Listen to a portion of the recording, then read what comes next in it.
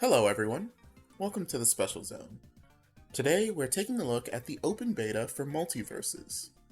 I'm going to be honest with you, this review is going to be a little biased, since I've been hyped for this game ever since it was announced. Yes, I did say review. The game can currently be purchased for around $40 and higher, depending on which version of the game you want. And considering the game can be purchased and has microtransactions, I feel is in a state suitable for review. Basically, if you can spend money on it, you can review it. That said, I do plan on cutting it some slack here and there because it is free to play on most platforms, and many of the issues found in the beta are subject to change. Alright, let's break it down. The animations in this game are also something to be admired. Each character's animation really embodies their source material. Some of my favorites are Batman, Steven,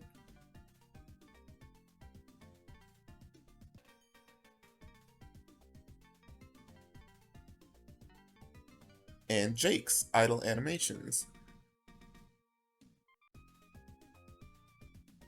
Pretty much all of Tom and Jerry's animations as well.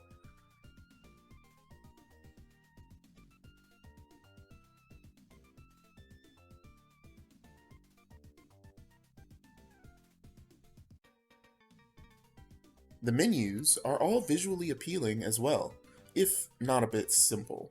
Nick Allstars has them beat in this regard. Still, I will say at least the menu design feels unique. The Nick Allstar menus look like they're ripped straight out of Smash Bros. One minor issue I have with this game's interface is that the game's cursor will sometimes have problems highlighting icons. I'm playing on PlayStation, so I don't feel great making selections like this. I'm aware you can use the D-pad to navigate the menus, but that is just as slow and imprecise from my experience. I can assume if you're playing on PC, this isn't much of an issue. I'll discuss this more when we talk about the game's monetization in a bit, but one thing I really love about this game is that you can actually buy announcer voices for each of the characters. It really isn't much. They only comment on selecting your character, scoring and losing a point, and if you win or lose or time out. I like some in-screen voice lines as well, honestly. On that note, I'm not a big fan of how the in-screen quotes from the characters aren't voiced. Sure, it might be kind of obnoxious to hear everyone say their ready-up lines all at once, but I'd still like the option. After all, they took the time to make everyone's quotes sound in character. It's actually kind of nuts. I'm pleased to say that every character in the game feels completely different to play. From their range, to their damage, to the speed of their moves, and even the arc of their moves. Here's an example. Harley and Bugs both have an up special that involves them using a bat. But even still, there are subtle changes to the way their moves work and feel that makes the way you use them feel different. Some characters like Shaggy have an up tilt that swipes the entire area over its head, while characters like Garnet have an up tilt that only hits directly above her. It's things like this, and other vast amount of unique traits and mechanics each character has that make the characters feel unique from one another. For example, Shaggy starts the match with a sandwich, because he's Shaggy, or Steven being able to block for both himself and his teammate, or Bugs being able to dig a hole and have projectiles travel through them. Once again, Tom and Jerry as a whole. Everyone feels unique, and more importantly, like themselves. Heck, even the text describing the character's moves might even be written with language that reflects the show's source material. Look at Finn's move list, for example. I probably should have mentioned this first, but I'm a pretty casual player when it comes to platform fighters. Smash is the fighting game I'm the best at, and I still absolutely get cooked when I play online. So, I'm not the type of player to stare into the game's code and try to optimize my game plan. I'm here to have fun, not do homework. Even still, I think this game is a blast to play both with and without friends. It is definitely more fun with a buddy tagging along with you if you're going to play doubles, which is highly recommended by both the game and myself. I recently played some doubles with my boy and ran a team of Finn and Jake. It was really fun.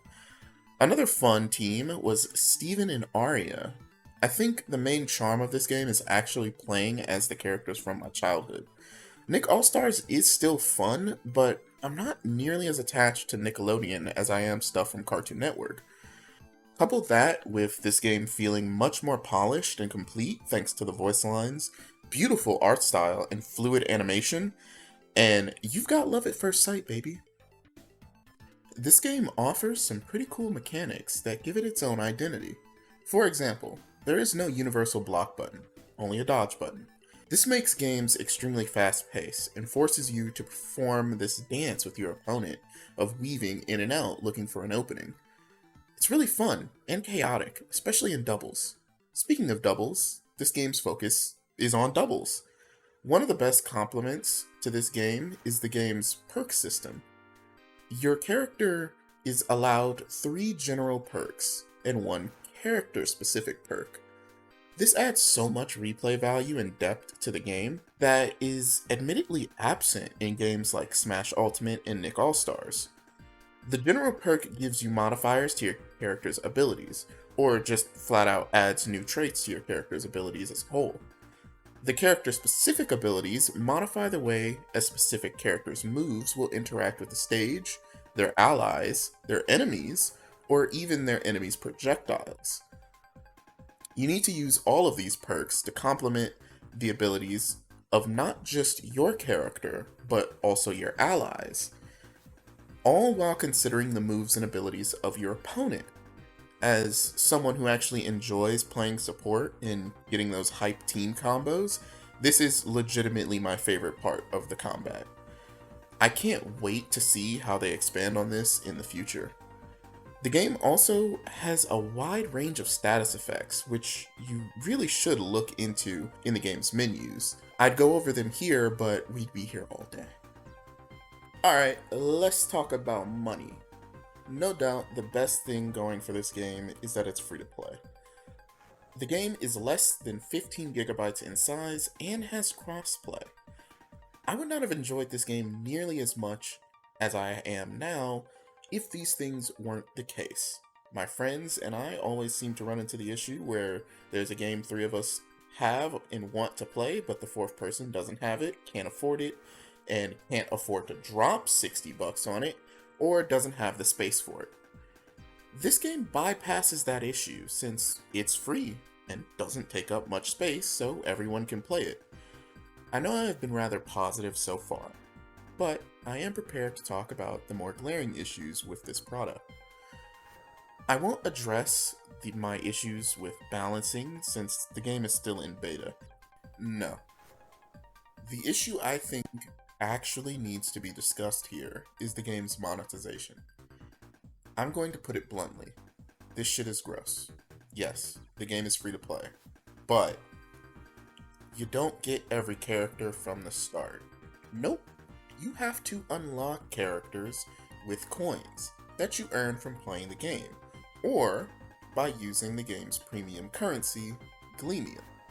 In fairness, the game does have 4 characters unlocked for free at all times that are on rotation. At the time of making this video, Finn, Garnet, Raindog, and Superman are all unlocked right out of the gate. At some point in the future, they will be made locked again, and you will need to spend coins or Gleamium to unlock them again. In a vacuum, I don't actually have an issue with this, but the rabbit hole of greed goes deeper and deeper the more you play the game. Quick tip before we go any further. Earning coins in the beginning is pretty easy. I suggest you spend those first few thousand coins on 2 characters you really want to play a lot online with and with friends. You can try all of the characters out in the game's training mode, the lab, without buying them. Do so. Okay. Let's talk about the editions of the game you can buy right now with real-world money. There's a standard edition for $39.99 US, a deluxe edition at $59.99, and a premium edition at $99.99. First off, I think the price for the standard edition is actually pretty reasonable.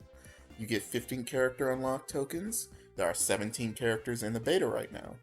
One is unlocked by beating the tutorial, and 4 are free unlocks that are on rotation. So, if you buy the standard edition, you effectively get every character in the beta's roster, and from that, just by playing with everyone, you can acquire enough coins to unlock any other characters that will release at launch. You also get 300 Gleamium in a banner, but that amount of Gleamium is practically worthless, so it might as well not even be there. My main issue is with the other 2 editions. Both are completely overpriced, especially the premium one. 100 big ones? Really? Sure, you get 2,500 Gleamium and 3 battle passes, but I really have a hard time swallowing that pill. We don't even know what kind of stuff is going to be in the premium battle passes.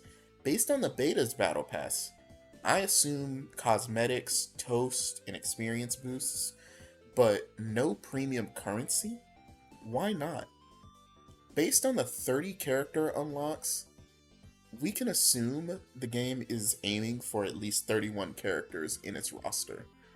But we don't know when we'll be getting those characters, or who they are. I'd say just wait until the game fully drops and buy these versions after all the characters are out, but uh-oh, you can't. These editions are limited time only, meaning they likely won't be available once the full game comes out. This is really just a cheap way to get people to spend as much money as possible, as early as possible, so that if the game dies in a few months like Nick All-Stars, Warner Brothers will have made as much money as possible. But I'm still not done. Let's talk about Gleamium. I actually think the conversion rate of Gleamium is fine. It's the pricing for in-game items that is completely out of whack. Here is what I mean. The main reason anyone will buy Gleamium is for skins, or variants. Variants are what they call them in-game, and that's appropriate for some of the skins, like Uncle Shaggy. His voice lines are actually changed, so it makes sense to call him a variant. But other characters do not have changed voice lines for their skins, so it is literally just a skin with, slight changes to the way the character looks. No changes in voice lines, no changes in animations or anything like that. Hell, Superman's skin is just a respray. It's just a recolor of his skin. Whereas LeBron James's alternate skin is a completely different outfit.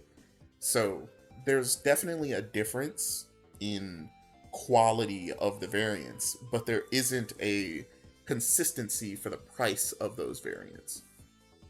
For example, some skins are as low as 800 Gleamium, while some are as high as 1500. In case you weren't aware, in order to get 1500 Gleam, you need to spend $20. Either $10 twice, or the flat 20 bones for that extra 200 Gleam. So, if you want that Harley skin, it'll run you 20 bucks. You might be saying to yourself, why is it even a problem? Fortnite has skins that cost $20. What's the big deal? In a vacuum, I'd agree with you. But you need to consider all these things together, along with shit like banners and ringouts. The Steven's Lion ringout costs 1500 Gleamium. A GIF costs $20. 20 real-world spondoolies. And people are okay with this? I'm not. Not when there's a battle pass, characters to buy, announcers, skins, backgrounds, icons, and taunts. Even if you bought the $100 edition of this game, you still won't have all the content. That is my problem. This game will continue to make money over time as long as developers continue to put content in it. All this extra monetization crap is just here to squeeze out as much money from the player as possible. This is a fantastic game, with great elements, but it's also a gacha style mobile game, and that puts a really sour taste in my mouth. I'm not against paying money in free-to-play games. I do it all the time in Fortnite. But when the monetization is gross, I put my foot down. And I hope most people do too. I'm not saying people should boycott the game. Please don't. The team behind it is doing an amazing job. But what I am saying is we as consumers shouldn't be passive about this kind of thing because it just encourages companies to keep doing it. We live in an age of Twitter warriors. Let Warner or whoever is responsible for this know that it's unreasonable. It needs to be changed. Who am I kidding? That isn't going to happen. For every 10 of us who don't spend a dime, there's one who drops a couple grand on these games anyway. I'm wasting my fucking time. Look, go play Multiversus. It's really fun. It's free. Mostly.